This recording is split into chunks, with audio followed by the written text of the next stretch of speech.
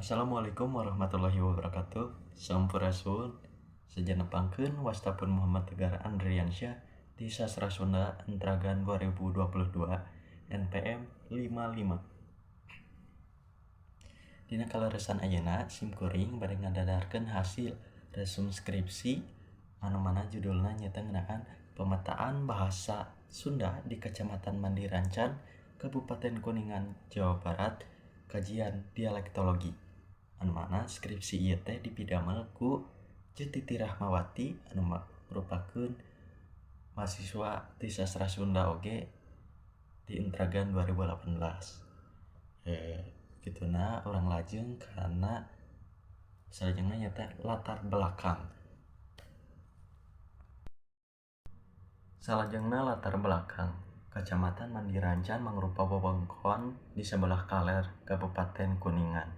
Letak geografis Kecamatan Mandirancan deukeut jeung panyatur masyarakat Jawa Cirebonan. Ku kituna bahasa anu dipake pikeun komunikasi teh mangrupa basa dual atanapi dwi basa, nyaeta basa Sunda Kuningan jeung basa Jawa Cirebonan. Ku kituna panalungtik baris nalungtik variasi bahasa Sunda di Kecamatan Mandirancan ngalewatan pamerakan atapi kajian dialektologi. Nu salajengna nyaeta identifikasi masalah anu ku panalungtik angkat nyaeta kahiji, kumaha variasi bahasa Sunda di Kecamatan Mandirancan, Kabupaten Kuningan, Jawa Barat. Kedua, kumaha pemetaan bahasa Sunda di Kecamatan Mandirancan, Kabupaten Kuningan, Jawa Barat. Salajengna nyaeta kajian teori. Kajian teori anu dipake ku panalungtik nyaeta kajian dialektologi. Naon sih dialektologi teh? Mangga tiasa disimak di pengertianna di handap ieu. Oke, salajengna nyaeta objek kajian. Panalungtik ngagunakeun 4 objek kajian. Objek kahiji nyaeta Desa Randobawa Ilir mangrupa desa di Kecamatan Mandirancan belah kidul. Objek kedua, Desa Mandirancan minangka puseur Kecamatan Mandirancan. Objek katilu, Desa Cirea nyaeta desa anu di beulah kulon anu padeukeut langsung jeung Desa Matang Haji anu mangrupakeun bagian ti desa Kabupaten Cirebon. Objek kaopat, Desa Nanggela minangka desa anu aya di belah wetan anu berbatasan langsung jeung Desa Sidawangi minangka bagian ti desa Kabupaten Cirebon. Oke, salajengna urang asup kana pembahasan eta ngeunaan analisis pemetaan bahasa Sunda di Kecamatan Mandirancan, Kabupaten Kuningan, Jawa Barat.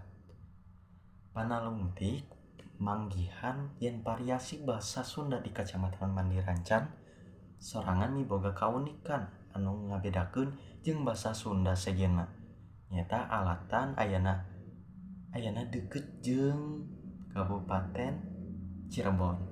Jadi ayana akulturasi antara Jawa Cirebonan jeung Sunda Kuningan. Nah, pikeun ngalaksanakeun pemetaan bahasa Sunda di Kecamatan Mandirancan, Kabupaten Kuningan, panalungtik kudu kahiji ngumpulkeun heula kekecapan khas sangkan bisa ningali naon wae sih anu sarua jeung anu beda.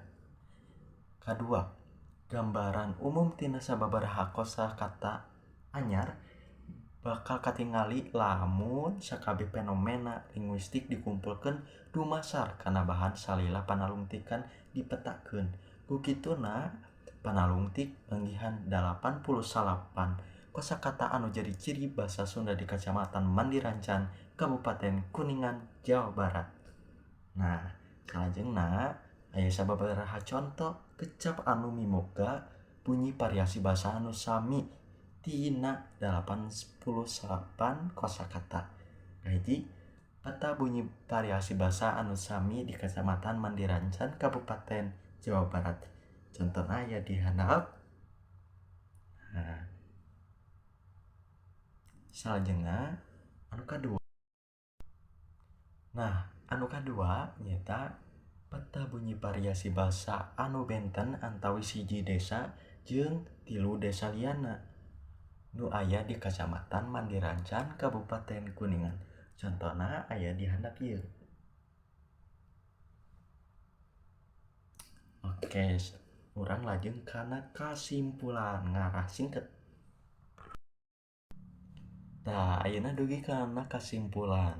Kasimpulanna nyaeta tina hasil panalungtikan ieu anu dilakukeun ku Ceu Titi Rahmawati selaku panalungtik di 4 desa anu jadi tempat pengumpulan data nyaeta Desa Mandirancan, Rando Bawah Ilir, Cirea oge Nanggela. Bisa dicindekeun yen di Desa Rando Bawah Ilir mah seueur anu masih ngagunakeun bahasa Sunda Kuningan asli.